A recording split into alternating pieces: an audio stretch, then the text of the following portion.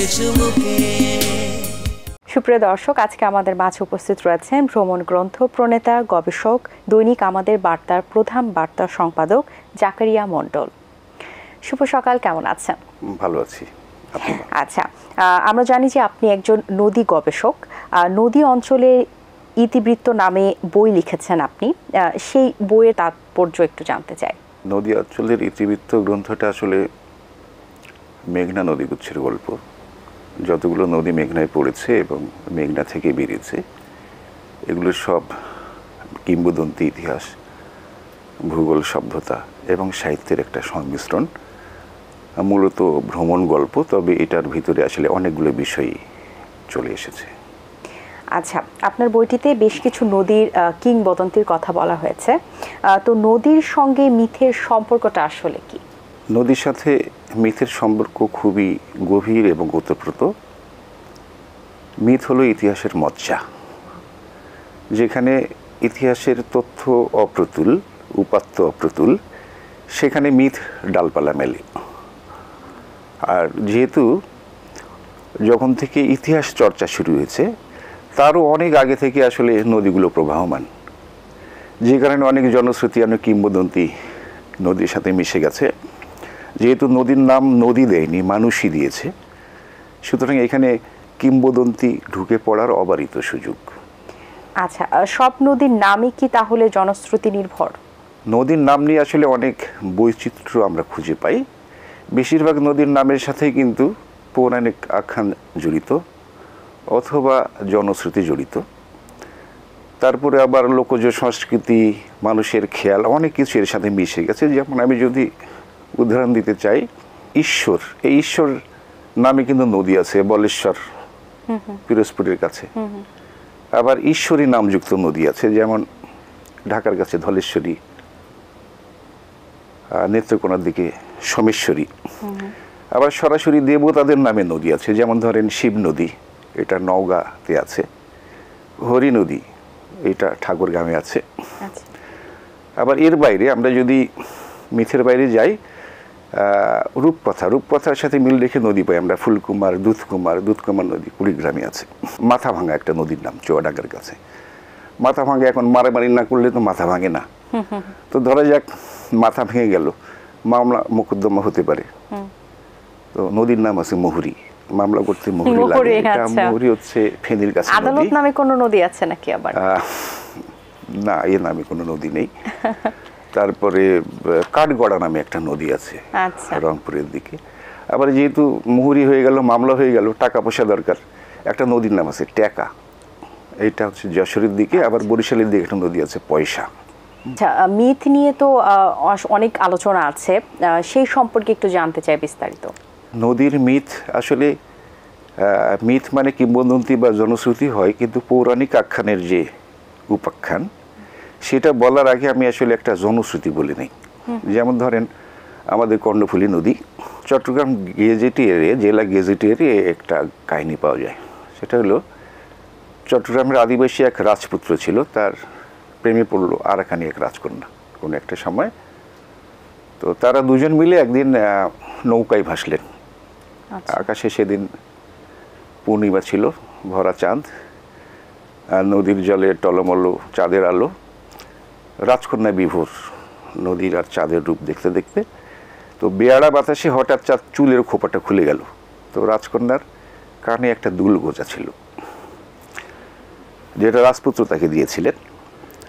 তো চুলের খোঁচায় এই কানের দুলটা পানিতে পড়ে গেল। রাজকন্যা তখন, যেহেতু রাজপুত্রের উপহার, ওটাকে বাঁচানোর জন্য তিনি পানিতে ঝাঁপ দিলেন, কিন্তু অনেক স্রোত, উনি ভেসে গেলেন। তখন রাজকন্যাকে বাঁচানোর জন্য রাজপুত্র ঝাঁপ দিলেন। দুজনেরই কিন্তু সলিল সমাধি ঘটল। এই যে কান থেকে ফুলটা পড়ে গেল, যে কারণে এই নদীর নাম হলো কর্ণফুলী। এটা জনশ্রুতি, কর্ণফুলী মানে কানের দুল। তো আমাদের জাতীয় কবি কাজী নজরুল ইসলাম, উনি একটা কবিতায় লিখেছেন কর্ণফুলী নামে, চক্রবাক কাব্যগ্রন্থে আছে। অনেক দীর্ঘ কবিতা, 96 লাইন। আমি অল্প একটু 6 লাইনে কোট করব, তাহলে কর্ণফুলীর মিথটা আরও পরিস্ফুট হবে। যেমন,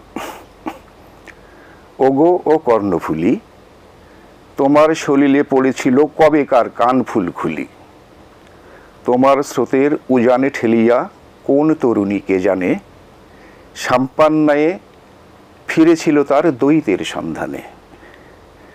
আনমনা তার খুলে গেল খোপা, কান ফুল গেল খুলি, সে ফুল যতনে পরিয়া কর্ণে, হলে কি কর্ণফুলি। তো বেসিক্যালি এটা হচ্ছে কর্ণফুলির উপাখ্যানে নজরুল যেটা লিখেছেন। আচ্ছা, আমাদের মাঝে অনেকেরই কনফিউশন থাকে নদ এবং নদী নিয়ে। আসলে কোনটি নদ এবং কোনটি নদী আমরা বুঝবো কিভাবে? অনেকে অনেক রকম ব্যাখ্যা দেওয়ার চেষ্টা করে থাকেন। বেসিক্যালি সেগুলোর যুক্তিগ্রাহ্য কোনো ভিত্তি আসলে খুঁজে পাওয়া যায় না। নদ হলো পুরুষবাচক শব্দ, যেমন ব্রহ্মপুত্র, কুমার, আড়িয়াল খাঁ, ভৈরব। আর নদী হলো স্ত্রীবাচক শব্দ, যেমন বুড়িগঙ্গা, ধলেশ্বরী, এটা নদী। তো এই যে নদ এবং নদী শব্দটা, যেহেতু ভারতীয় উপমহাদেশে নদী মাতৃজ্ঞানে পূজিত হয়, নদী মানে মা, নদী মানে অনেক বড় ব্যাপার, যে কারণে বেশিরভাগের নাম হচ্ছে স্ত্রীবাচক। আবার যেহেতু পুরাণের অনেক পুরুষ চরিত্র আছে, দেবতা আছে, যাদের নামে আবার নদীর নাম হয়, তখন এটা পুরুষ হয়ে যায়, যেমন ভৈরব।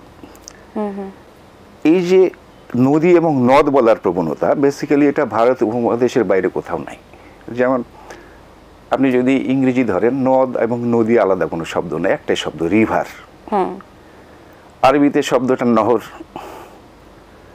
উর্দুতে দরিয়া।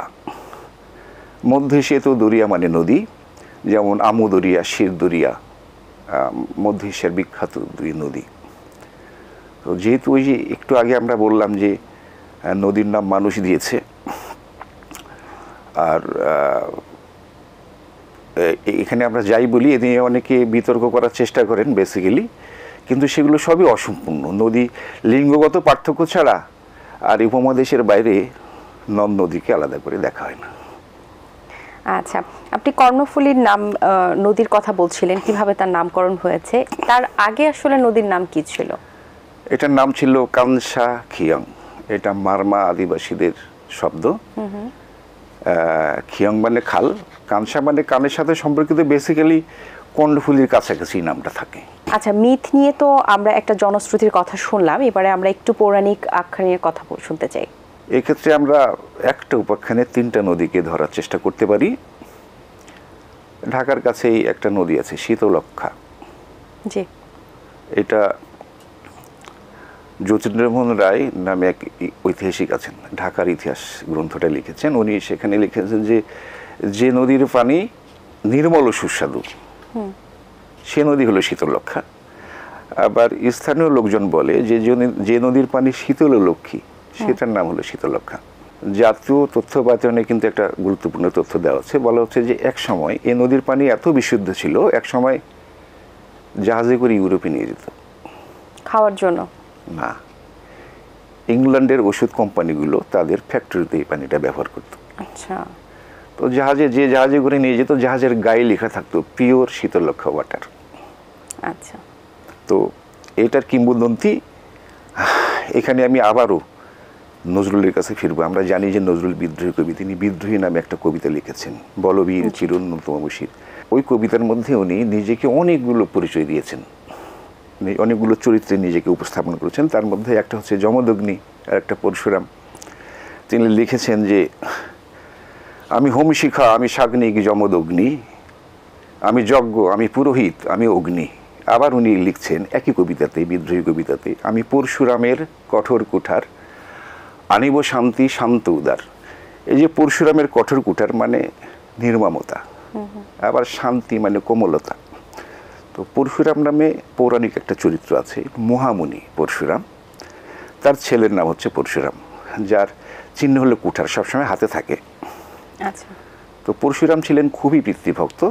কোনো কারণে যমদগ্নি একদিন স্ত্রীর উপরে ক্ষুব্ধ হলেন, বলে যে বধ করো, হত্যা করো। যেহেতু পরশুরাম পিতৃভক্ত এবং সবসময় তার হাতে একটা কুঠার থাকে, উনি সাথে সাথে এটা ছুঁড়ে মারলেন। মরে গেল কিন্তু মা। আচ্ছা। কিন্তু মা তো মরে গেল, কিন্তু মাতৃহত্যার যে পাপ হলো, সেই পাপে তার হাতে কুঠারটা আটকে গেল, ছোটাতে পারে না। আচ্ছা। তো এক সময় পরশুরাম জানতে পারলেন যে একটাই উপায় আছে, সেটা হচ্ছে ব্রহ্মপুত্র নামে একটা হ্রদ আছে। ব্রহ্মপুত্র মানে ব্রহ্মার পুত্র, যেটা পর্বতের নিম্ন দিক দিয়ে প্রবাহিত হয়। তে ব্রহ্মপুত্রের পবিত্র পানি কেবল তাকে সাপমোচন করতে পারে তার। তো উনি ছুটলেন, খুঁজতে খুঁজতে এক সময় ব্রহ্মপুত্রের সন্ধান পেলেন, সেটাতে ঝাঁপ দিলেন, কুঠারটা ছুটে গেল। পরশুরাম তখন মনে করলেন যে যে এত পবিত্র পানি, তাহলে এর সুবিধা আমি একটু মর্তবাসীকে দিতে চাই, যাতে মানুষের কল্যাণে লাগে। তখন তিনি কুঠারটাকে লাঙ্গলাবদ্ধ করে সজোরে ছুঁড়ে মারলেন। সেই কুঠার লাঙ্গল পর্বত ফুঁড়ে বেরিয়ে আসলো, পেছনে বেরিয়ে আসলো ব্রহ্মপুত্রের ধারা, সমভূমিতে একটা নদী তৈরি হলো, সেটার নাম হলো ব্রহ্মপুত্র। সে ব্রহ্মপুত্র যেখানে এসে থেমে গেল, সেটার জায়গার নাম লাঙ্গলবন্ধ, নারায়ণগঞ্জের কাছে যে জায়গাটা। প্রতি বছর, কিছুদিন আগে এখানে পুণ্য স্নান হলো, প্রতি বছর হয় অশোক অষ্টমীতে।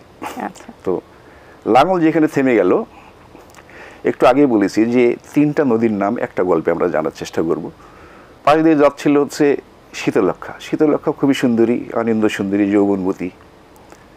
তো যখন ব্রহ্মপুত্র যাচ্ছে, যেহেতু পর্বত ফুঁড়ে বেরিয়ে আসছে, অনেক রব, অনেক আওয়াজ, ভয় পেয়ে গেছে শীতলক্ষা। সে তখন একটা ক্যামোফ্লেজ নিল আর কি, নিজেকে বৃদ্ধার বেশ ধারণ করলো তখন সে। এই বেশটার নাম হলো বুড়িগঙ্গা, যেটা আমাদের বুড়িগঙ্গা নদী। আচ্ছা। তো তাকে জিজ্ঞেস করলো, ওই বৃদ্ধাকে ব্রহ্মপুত্র জিজ্ঞেস করলো যে শীতলক্ষা কত দূর? আমি তার অনেক রূপের প্রশংসা শুনেছি। বললো যে না, আমি শীতলক্ষা, আমি আপনার ভীষণ রবে ভীত হয়ে বৃদ্ধার বেশ ধারণ করেছি। তারপরে আসলে 2 নদীর মিলন হলো, সেটা অনেক অনেক অন্যরকম গল্প। এখানে কিন্তু দেখেন যে একটা পৌরাণিক উপাখ্যানে আমরা 3টি নদীর নাম পেলাম। আচ্ছা, বা চমৎকারভাবে আপনি বিশ্লেষণ করছিলেন, উপস্থাপন করছিলেন, আপনার স্টোরিটা খুব ভালো লেগেছে। এই গল্পগুলো গবেষণা করার যে একটা ইচ্ছে বা নদীকে নিয়ে গবেষণা করার ইচ্ছেটা আপনার কিভাবে জন্মেছিল? ইচ্ছে ছিল কাজের ধরনের কারণে, যেহেতু আমি পেশায় একজন সংবাদকর্মী, দীর্ঘ সময় আমি কাজ করেছি, অনেক কিছু নিয়ে কাজ করেছি, অনেক কখনো রাজনৈতিক রিপোর্টের মধ্যে ছিলাম, কখনো হেলথের রিপোর্টের মধ্যে ছিলাম। তো সবসময় যেটা দেখা গেছে যে আমি যখন যে হাউসে কাজ করি, তারা হঠাৎ হঠাৎ আমাকে বাইরে পাঠাতে শুরু করে, দেশের বাইরে। তো তখন যখন আমি দেশে যাই বা বিদেশে যাই, আমি যেটা করার চেষ্টা করি, আমার নিয়মিত অ্যাসাইনমেন্টের ফাঁকে আমি গুরুত্বপূর্ণ জায়গাগুলো দেখে নেওয়ার চেষ্টা করি। তো এইটা করতে গিয়ে, যেমন আমি শ্রীলঙ্কার নদীর কথা বলতে পারবো দেখা, এটা আমার অ্যাসাইনমেন্টে ছিল না। বা আমি ধরেন যে মধ্যপ্রাচ্যের নদীগুলো বা মালয়েশিয়ার নদীগুলো বা নেপাল অথবা পূর্ব ভারতের। তো দেখতে দেখতে একটা সময় হঠাৎ আমি আবিষ্কার করলাম যে আসলে আমার তো অনেকটা দেখা হয়ে গেছে, তো এটাকে মলাটবদ্ধ করা দরকার। আগে করছি রিপোর্টিং, এবার একটু বই করা দরকার, আর একটু খাটুনি দেওয়া দরকার। তো এইভাবেই আমি একসময় আবিষ্কার করলাম যে মেঘনা এবং মেঘনার উপনদী, শাখা নদী, বুড়িগঙ্গা, ধলেশ্বরী, হাওরের দিক থেকে এসে যে ঘোড়া উত্তরা, ধনু, আর উজানে সুরমা, জাদুকাটা, তারপরে খোয়াই নদী, এরকম সব নদী, এবং এখান থেকে যেগুলো বেরিয়েছে কীর্তনখোলা, এর সাথে সংযুক্ত অন্যান্য নদী, বিষখালী, সুগন্ধা, তারপরে গাবখান চ্যানেল দিয়ে সুন্দরবন। আমি দেখলাম যে মেঘনা এবং তার প্রত্যেকটা শাখা এবং প্রশাখা আমার দেখা হয়ে গেছে। এটা যে দেখা গিয়ে দেখে আসলাম তা না, কখনো নদী থেকে, কখনো নদীর উপর থেকে, এবং মোটামুটি যেখানে মেঘনার উৎপত্তি সেখান থেকে সাগর পর্যন্ত পুরোটাই দেখা হয়ে গেল। তো এইভাবে মনে হলো যে এরপরে নদীর সাথে আসলে সম্পর্কটা বেসিক্যালি আরও বেড়ে গেল। আচ্ছা, বাহ, দারুণ।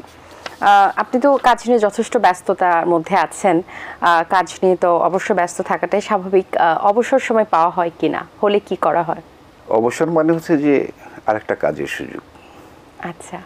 অবসর মানুষকে অস্থির করে দেয়, মানুষ যখন কাজের মধ্যে থাকে তখন ভালো থাকে। আচ্ছা।